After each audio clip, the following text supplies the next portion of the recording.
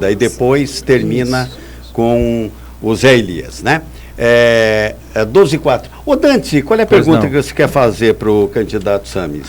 Candidato Samis, nós estamos com a construção da perimetral em andamento e muita gente dizendo que o próximo prefeito vai ter um baita de um problema, né? Porque esses cortes da perimetral nos bairros estão ilhando aí muitos bairros e fazendo lembrar de volta, né, na história da 277 lá com Jupira e Vila Portes.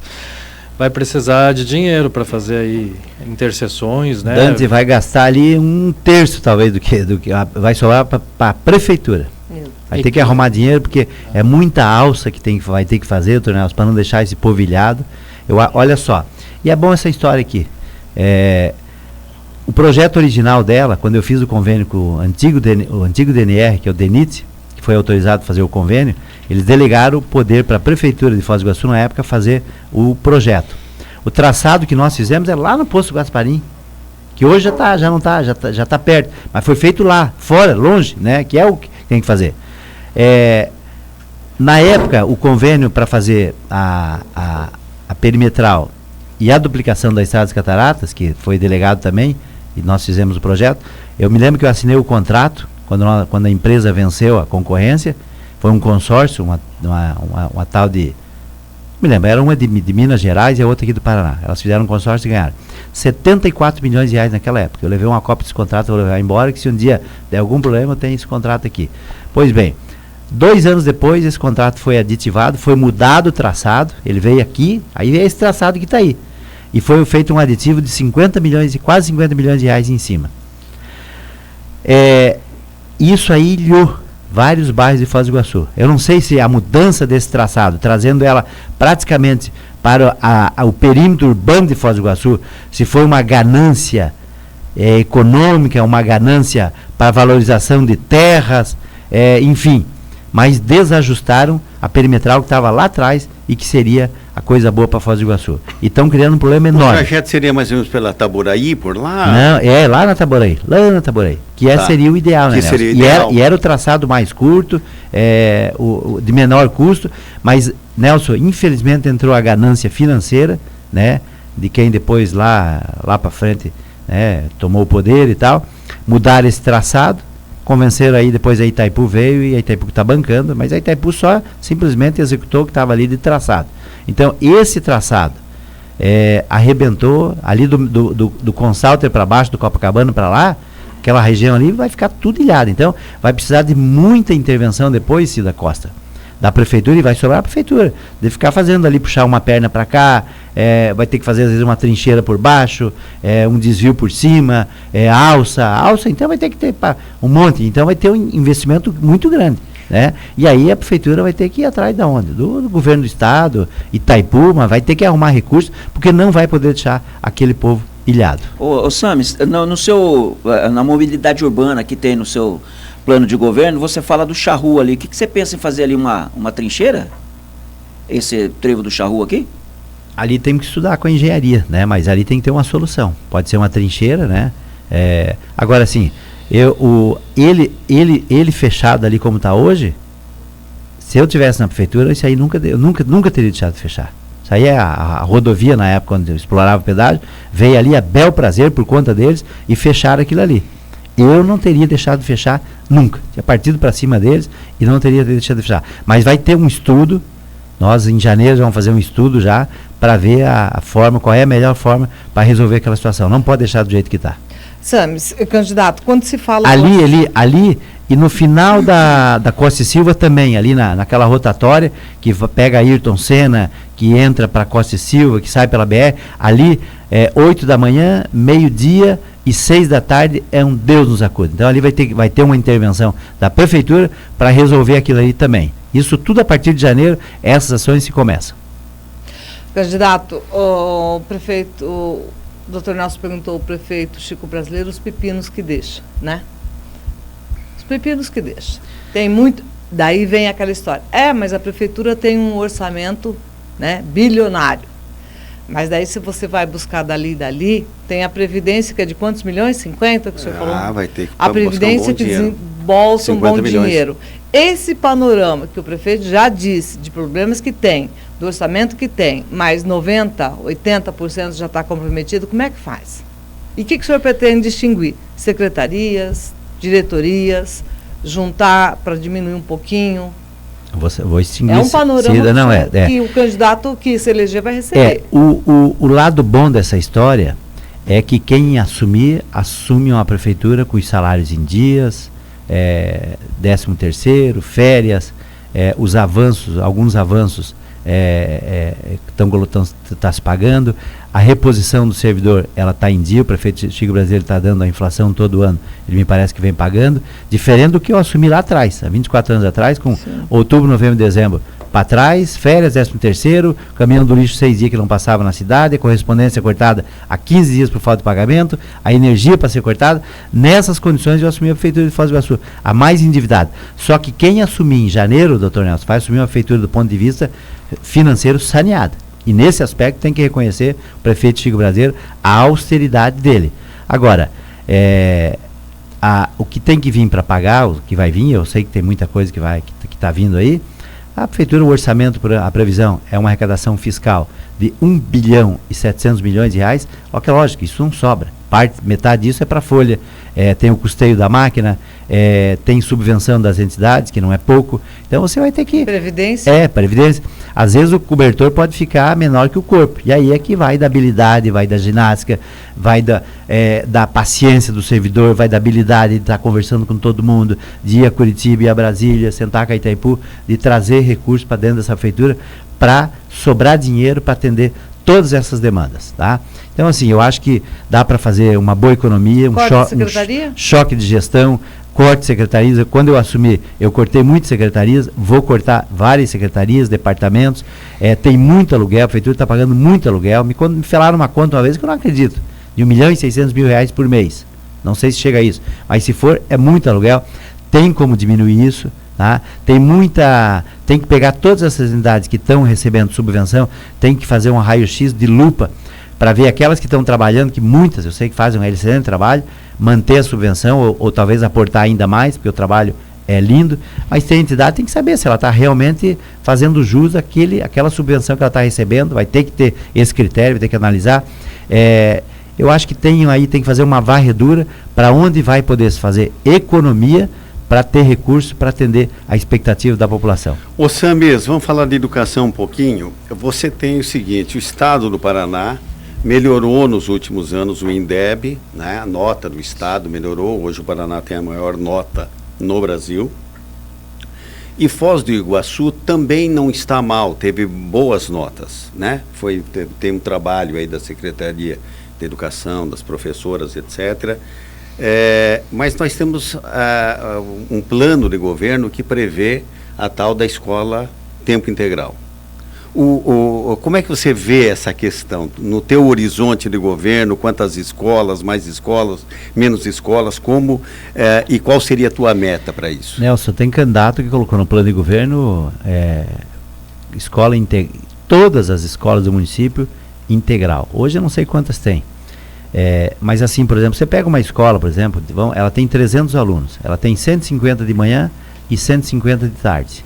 Você chega lá, chama a secretária de educação e diz, semana que vem aquela escola lá, ela vai ser integral. Como é que você vai fazer?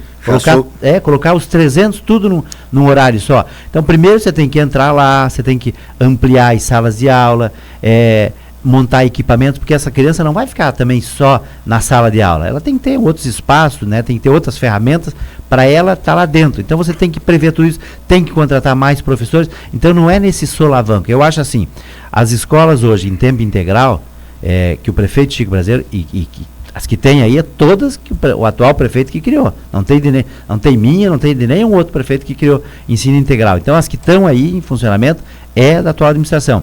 Mas primeiro tem que corrigir essas que estão funcionando hoje. Que tem falta de professor, tem falta de sala de aula, tem espaços para que essas crianças elas tenham outros afazeres e não só na sala de aula, né? Então você tem que primeiro adequar tudo isso. E daí partir. Eu acho assim, quando você vai construir uma nova unidade, uma implantação de uma nova unidade escolar, aí você já faz ela adequada para ser uma escola municipal integrada. Então eu acho assim, mas sempre conversando com a comunidade, conversando com os professores, de forma bem discutida, bem conversada, para você implantando, você pode chegar e ter um avanço. Agora, dizer que num mandato, em 4 anos, vai implantar todas com ensino integral, está mentindo.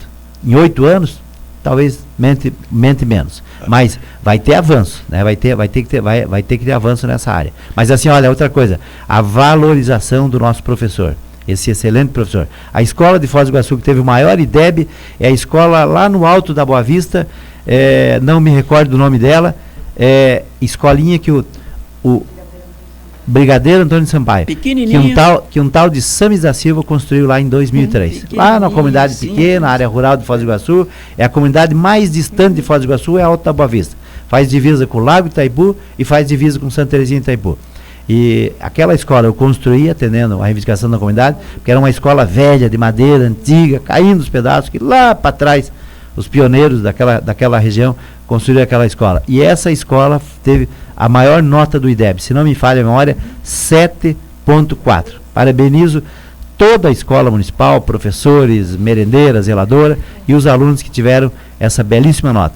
Mas vai ter, Nelson, diálogo, muito diálogo com o servidor, com os professores do nosso município. Eu recebi esses dias. 8.8, Sames. 8.8, belíssima nota. Eu tive há poucos dias com o Simpref, que é o sindicato dos professores do município de Foz do Iguaçu, talvez é o maior sindicato hoje de Foz do Iguaçu, ele é muito representativo, ele tem uma força enorme, servidores da ativa e servidores aposentados, e elas me deram a relação, né, as propostas que elas esperam do próximo prefeito. E eu estou estudando aquilo, nós vamos analisar com muito carinho, mas eu disse para elas que eu, Sames da Silva, eu sou dos 3 candidatos da força principal, eu sou o que tem previsibilidade com o servidor, porque eles sabem como é que eu vou agir na cadeira de prefeito com o servidor. Não é com chicote, não é com mentira, não é com conversinha, não é se achando a última bolacha do pacote, aquele ditador que só ele que sabe e não ouve a opinião de ninguém, ou de alguém que vem de fora que não conhece a realidade da prefeitura. Então o servidor, e ele está ciente disso, e ele sabe. E ele sabe que ele sabe da relação que ele teve comigo e com meu pai. E dessa relação próxima que nós vamos ter com o servidor é que nós vamos construir e eu vou atender todas as demandas deles. Mas assim, tudo um degrau por degrau. Porque se falar que vai ser de uma vez, é mentira que ninguém vai fazer isso. Ô Sames, nós estamos indo para o final do programa, deixa eu registrar a audiência de uma pessoa que qualifica muito bem a nossa audiência, chamado Dobrandino Silva. Um abraço para o senhor, seu Dobrandino. Tá? Comandante, faz tempo, tem que aparecer, tá? Tem que bater ponto, senão depois que receber pelo correio não adianta. Tem que vir bater ponto aqui também. O Sames, deixa eu falar aqui, puxar um assunto que sempre me toca pessoalmente. E eu, na condição de locutor, vendo aqui uma pessoa que possivelmente pode ser o prefeito da cidade, chama-se acessibilidade. E principalmente a questão da acessibilidade dos portadores de deficiência física, né? Tudo bem, lá atrás veio o pioneiro, era outra intenção, era outra preocupação, mas hoje, por exemplo, se você sentar no gabinete, onde é o gabinete da prefeitura hoje, imagine um cadeirante chegando perante você para conversar alguma coisa, a dificuldade que tem. Ou você desce a escada, ou vão ter que fazer tá. E você estava falando de aluguel, que você não tem os números, mas independente de ser aquele número cronológico, fazendo aqui uma continha de padeiro. Se fizer em qualquer instituição que financia imobiliário, mercado imobiliário, e você pedir 12 meses de carência e tiver tempo para começar, ainda que não 100% a nova instalação, você já começa com aquela parcela de aluguel, tu começa a pagar financiamento. Né? Então são duas coisas, essa questão da acessibilidade, mas da rua, né, da calçada que tenha pelo menos entre o asfalto e a calçada chanfrar alguma coisa para passar o cadeirante, alguma coisa assim, o que você tem a dizer? Não, na nossa proposta isso está inserido. Olha, doutor Nelson, o senhor falou de cadeirante lá no gabinete do prefeito, eu me recordo, falecido padre Germano, cadeirante, e ele, várias vezes ele vinha lá, eu descia, e muitas vezes vinha ele e o grandão ali do hospital, do posto Ouro Branco ali, o Valtair Trepiano, que era presidente ali da igreja. Eu me lembro que numa das vezes que eles vieram, e eu descia, levava ele numa sala embaixo, já aproveitava e pedia a bênção do padre, né? E Nelson, e eles pediram um barracão pré-modado onde acontecem as festas lá atrás. A época, se não me engano, custou 50 mil reais. Mandei a prefeitura comprar, porque esse barracão para a igreja católica, eles atendem a comunidade. Eu me lembro muito bem do falecido padre Germano, né, que Deus o tenha, e o Valtair Trepiano, que vieram lá. Então a gente tinha que descer, você imagina a dificuldade, né? Então, Sim. Você, cadeirante, como é que vai subir lá? E ali no gabinete do prefeito não tem, né? O ideal é um elevador ali para, né, já começa a falha por ali. Então, assim, tem que ter uma política de intervenção, de dar o mínimo necessário para esse cadeirante que está na rua, para ele ter essa condição de se movimentar com menos dificuldade do que ele tem hoje. Teve algumas intervenções que tem aí, de outros prefeitos que já fizeram, mas isso tem que avançar e tem que ir para os bairros também, para toda a cidade. O ideal é isso estar implantado em toda a cidade. Esse cadeirante, ele merece essa atenção por parte da Prefeitura de Foz do Iguaçu. O que eu não te perguntei e você quer colocar aqui, Samis, nessa oportunidade? Eu quero pedir voto, né, ao eleitor, ao ouvinte da Rádio Cultura, né, que está nos ouvindo agora, pedir o voto. Pode ter certeza absoluta que o Samis da Silva volta hoje com 57 anos, mais maduro, né? Tinha 33, não que eu era um bestal. Eu consegui montar uma belíssima equipe, não. Fizemos peguei a prefeitura endividada e conseguimos fazer uma transformação em Foz do Iguaçu. Mas eu volto hoje aos 57 anos, maduro, experiente, com muita paciência para ouvir todos os setores de Foz do Iguaçu, desde o funcionalismo interno, os sindicatos, vereadores, padres, pastores, associações de moradores, associação comercial, enfim, todos os segmentos de Foz do Iguaçu, trade de turismo. Eu tive esse dia com o trade, eles me chamaram, entregaram uma pauta de reivindicação e eu fiquei muito feliz. Foi o Polo Iguaçu que me chamou. E eles me disseram o seguinte: olha, você foi o único prefeito que cumpriu 100% do orçamento da Secretaria de Turismo. Foi o único, nos 4 anos. E isso, Nelson, eu cumpri. Eu quero chamar o trade, quando ganhar a eleição, já prefeito eleito, eu quero reunir eles e dizer, olha, monta um cronograma de participação da prefeitura nos maiores eventos do Brasil e do exterior. E esse cronograma, vocês é que vão fazer. E eles vão dizer, olha, vai ter a FITS em Buenos Aires, que é uma feira importante de turismo, nós vamos estar lá. E eu vou garantir o recurso para a prefeitura. Porque não é apenas a viagem. Esses eventos, não é só pagar a passagem do secretário de turismo e mais 1 ou 2 funcionários da prefeitura para ir junto, para ajudar o secretário, para levar material.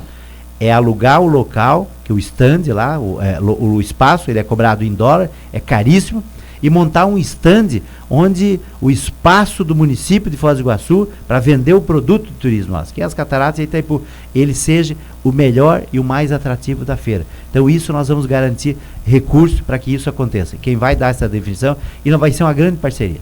Vai ser talvez até o secretário municipal de turismo saia da indicação deles.